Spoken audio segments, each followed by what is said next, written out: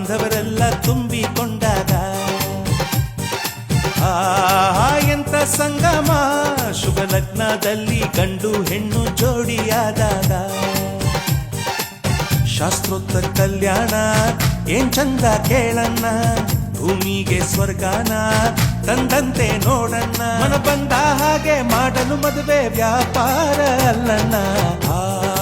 ಎಂತ ಸಂಭ್ರಮ ಮನೆ ತುಂಬ ಬಂಧು ಬಾಂಧವರೆಲ್ಲ